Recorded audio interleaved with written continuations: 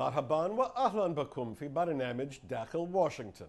معكم مضيفكم روبرت ساتلوف. واحدة من عباراتي المفضلة في الإنجيل هي لا جديد تحت الشمس. هذا العام لا تنطبق هذه العبارة على السياسة الأمريكية.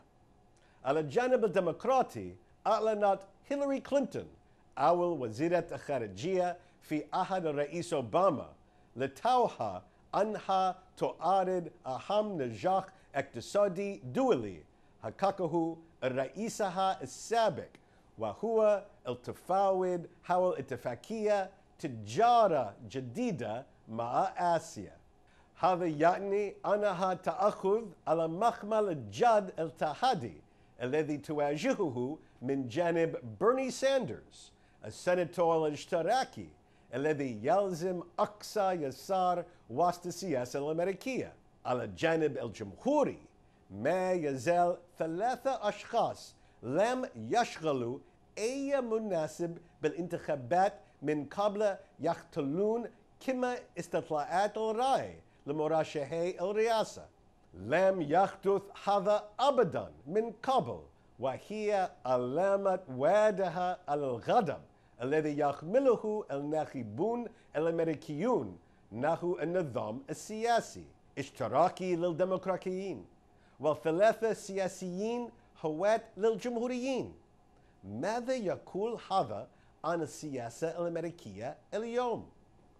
لمناقشة أسباب هذه الأحداث الغريبة التي تشهدها السياسة الأمريكية يسرني أن أرحب بلجنتنا المكونة من الخبيرين السياسيين نورمان أورنستين ومورتن كوندراكي.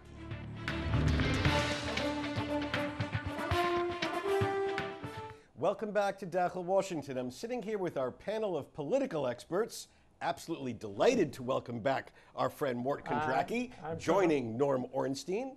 So delighted to be back. And we're going to be opening with the crisis du jour in Washington right now, which is the election of a new Speaker of the House. Now, in our constitutional system, this is the third in line to the president. This is a significant position. Why is it so difficult for the Republican majority, the party that runs the House of Representatives, to elect a leader? What's going on? Well, we have to start with a broader question here, Rob, which is the parties, both of our parties, always have a tension between an ideological wing and an establishment base. For the Republicans, for 100 years, it was a moderate establishment against a conservative ideological wing. Now there are almost no moderates. It's conservatives who represent the establishment and a set of more radical forces who are out there pushing, and it's not just members of Congress inside. Many of them elected in the aftermath of the financial crisis in 2010, the Tea Party people as we call them.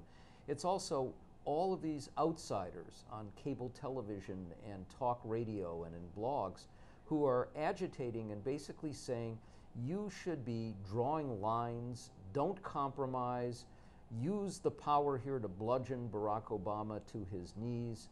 And they see the establishment figures, and that includes the speaker who is being hounded out of office, John Boehner, his designated successor who just now has said, I'm not doing this, and others who might go into that post and basically saying, you need to be tougher, while they're saying, we have the majority in both houses of Congress and we need to be pragmatic. So it's non-pragmatists against pragmatists, and right now the more radical, uncompromising non-pragmatists have the upper hand. Is there a solution here? Paul Ryan, who ran for vice president with Mitt Romney and is the chairman of the House Ways and Means Committee, is the most respected Republican in the House of Representatives, I think, and there's pressure on him to take the job, but he's a policy person, and he's got young kids, and he doesn't want to travel all the time raising money. I think he would be crazy to do it, frankly. I think it's a thankless job. He's a Boehner sort of guy, or even brighter than Boehner, or even more progressive than Boehner, and he would be hounded by his right wing too. And what does this say more broadly, in your view, about the state of the Republican Party? Well, you see it, a parallel to it in the presidential race. I mean, you know, it's hothead ideologues who want what they want, and they're willing to drive the whole country off a cliff. Don't forget, I mean, these people were willing to shut down the government in order to force Barack Obama into a position where he would veto a bill, in this case, banning funding for Planned Parenthood, you know, the women's health provider, which also does abortions. They've been willing to drive the economy over the cliff over any number of issues in order to get their way, and their way isn't really a way, right? It's a political statement that they're making. They're trying to pin the blame on Obama, and they're willing to sacrifice the health of the country to do it.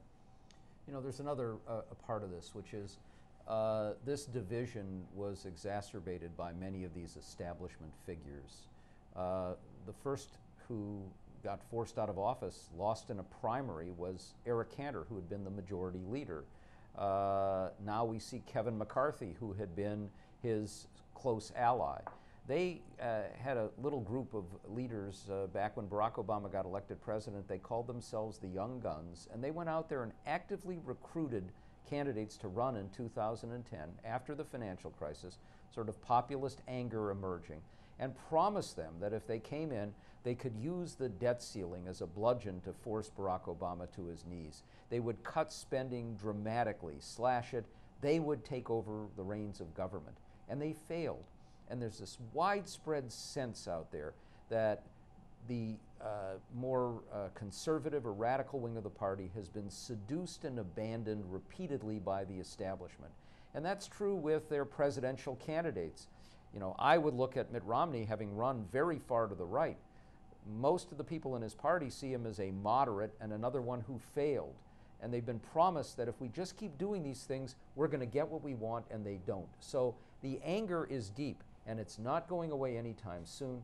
And it's basically pushed the party away from the center right, and off into a fringe territory. So you brought up the Republican presidential candidates. We now have this fascinating spectacle of the top 3 polling Republican candidates never having won elected office anywhere, for any position, dog catcher on up. Right. Donald Trump, Carly Fiorina, and Ben Carson. Right. What does this say more broadly about the state of the party? Among Republicans, the establishment in Washington is corrupt. It is inept. It has not accomplished anything, and they want somebody new, you know, somebody untainted by any previous association with government. You know, none of these people has had any government office, even at the state level. So it's rage at the status quo. Now, I do think, I should say I hope, the history of the Republican Party is that it wanders during the primary process into the far frontier. You know, Pat Buchanan will be the favorite for a while. Michelle Bachmann will be the favorite. Herman Cain will be the favorite. And then eventually, by a circuitous, painful process, it comes back to the most electable candidate. The candidate doesn't always win. John McCain didn't. Mitt Romney didn't. But usually it finds its way back. The only precedent for not doing that was 1964, when the party got clobbered by Lyndon Johnson, Barry Goldwater. So my hope is that they will find their way back to somebody reasonable, somebody like Jeb Bush or John Kasich or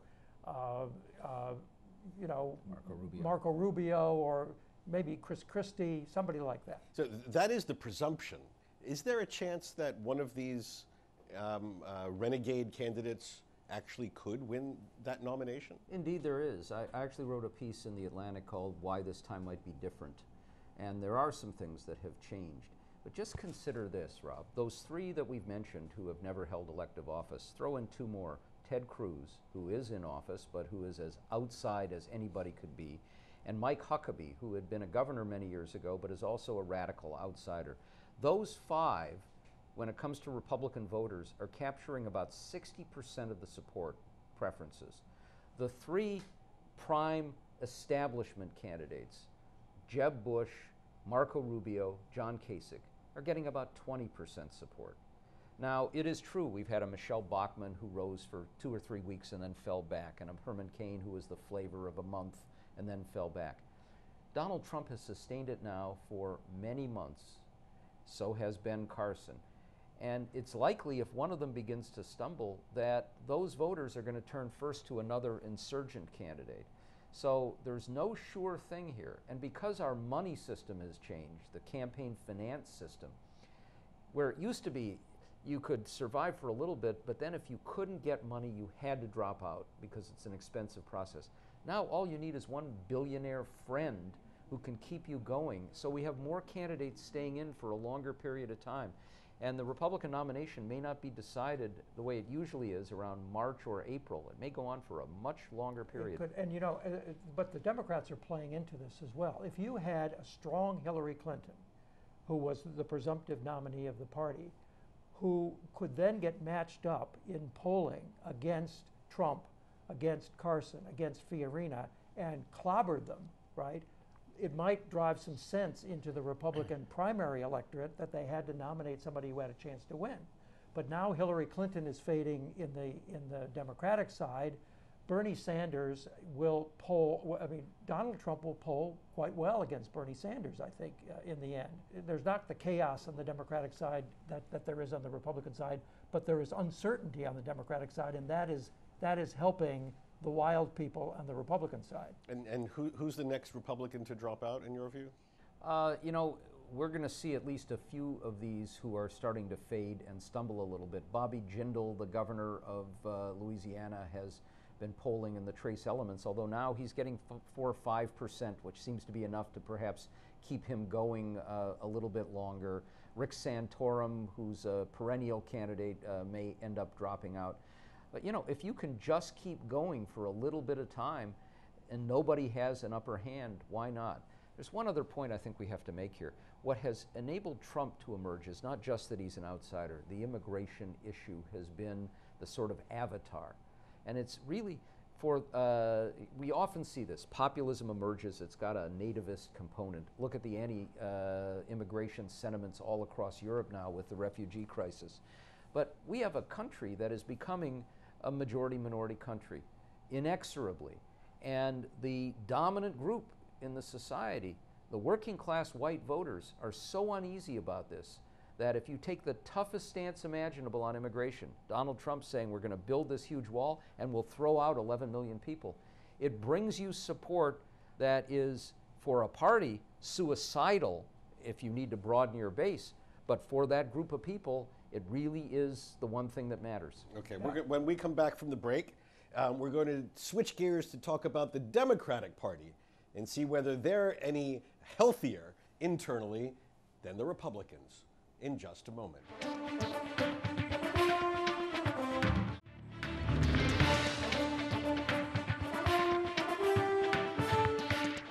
This week, we are very happy to reunite our original panel of political experts, Mort Kondracki and Norman Ornstein.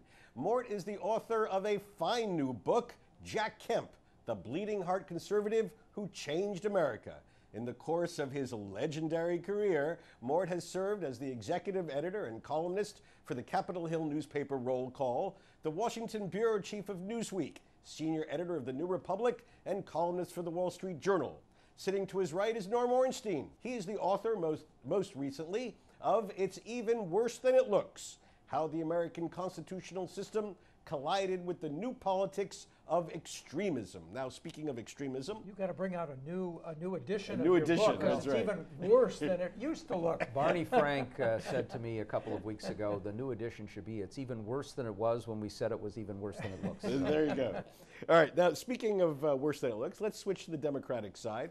The most recent eyebrow-raising news is that candidate Hillary Clinton has taken a shot at Secretary of State Hillary Clinton in coming out against the Pacific trade deal that was negotiated by President Obama. What is that all about? She's obviously pandering to the left wing of the Democratic Party and the trade unions. trade unions have never liked free trade. They mistakenly believe that free trade is responsible for the flattening of wages, or even the decline in the median wage of the American worker. And they don't see that free trade enables American companies and workers to sell more freely to the world. They only see imports coming in. So, but nonetheless, they're very strong in the Democratic Party, and she's clearly pandering. And this could not have been welcome news to the White House that Hillary Clinton has staked such a firm flag in the ground against the president's top economic priority right now. And it's actually going to be a challenge regardless.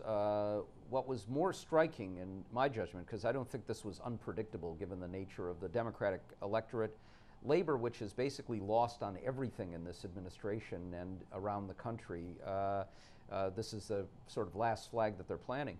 But one of the first negative comments about this trade agreement came from Orrin Hatch, a conservative Republican senator from Utah, a strong free trader. Getting this trade deal through Congress will require getting many more Republicans than Democrats. And if the Republicans are uneasy about it, and in the House, many of these Republicans just don't want to give Barack Obama any kind of a victory of any sort, that's as much trouble as having Hillary Clinton come out against it, where most people are going to see that as presidential politics. She's not voting, though. Yeah, but what's interesting is that a lot of these right-wing Republicans, we're back to them again, are isolationists. They're not only nativist, they're also anti-free trade. I mean, they have a kind of a Francisco Franco Spanish mentality of that autarky. We could close our borders and not deal with the world, and we'll be okay. And then you have Donald Trump, who thinks he's going to somehow burst his way in, and the Chinese are going to change their mind about their trade policy, and the Japanese and the Russians are all going to behave just because he tells them to. It's all fantasy. But getting back to the reality, I mean, Hillary Clinton is being challenged by Bernie Sanders, a socialist independent from Vermont, who is to the left on everything, and with the trade unions. And she knows that a large part of the Democratic primary electorate she's in trouble anyway because of the email scandals. But if she doesn't manage to woo a significant portion of the left of her party, she doesn't have a chance to be nominated. Can she really be as left as Bernie Sanders? Is that a winning strategy for Hillary Clinton? And she's not on a whole host of issues. What's interesting is that the issues that matter the most are the economic ones. And Sanders has taken a stand, for example, calling for bringing back Glass-Steagall, the law that basically separated banks from other investment and commercial activities, which was done away with in the Clinton administration. That's sort of a bottom line for a lot of economic populists, and she has said, I'm not going in that direction. Now, she's taken a position of being tougher on the investment world if they violate standards, but she is very consciously moved to the center on many of those economic issues. So this is a matter of calibrating. And while she has problems and issues, the fact is that the overwhelming majority of Democrats still view her in a favorable light. Sanders' strength is in the first two contests, where they're white, liberal Democratic electorates in Iowa and New Hampshire. When you move from there to South Carolina, to Nevada, Clinton has overwhelming support from the African American community and the Hispanic community. But Sanders has not shown an ability to reach beyond that narrow sliver of the electorate. So the odds are that Clinton at this point, the analogy would be Al Gore running as the vice president to succeed Bill Clinton, had a challenge that looked serious at the beginning from Bill Bradley, and it went on for a while, but Gore managed fairly easily to win a nomination, and that's probably what happens with Clinton. Look, I want to ask a more fundamental question, not least because we have Mort here with us. We've been just talking so far about deep structural problems in the two parties. Now, we've also talked in the past about reasonable solutions. A new book out, recent book by Tom Davis and Martin Frost, talking about reasonable solutions. What would it take? Well, first of all, what are some of these to remind our viewers? But what would it take to actually implement some of these ideas? Leadership from somebody, right? Barack Obama is not a leader. Barack Obama is a talker. He thinks it's enough to make a speech about something, and I think he's even given up trying to persuade anybody who doesn't agree with him. I think he just is now decided that he's gonna manage by executive power. Whatever he can sign an executive order to do, he's going to do. I bet he barely even talks to a Republican ever. And that's the final word for today's show. Delighted to have you back. Look forward to having you back again. Okay. Gentlemen, thank you.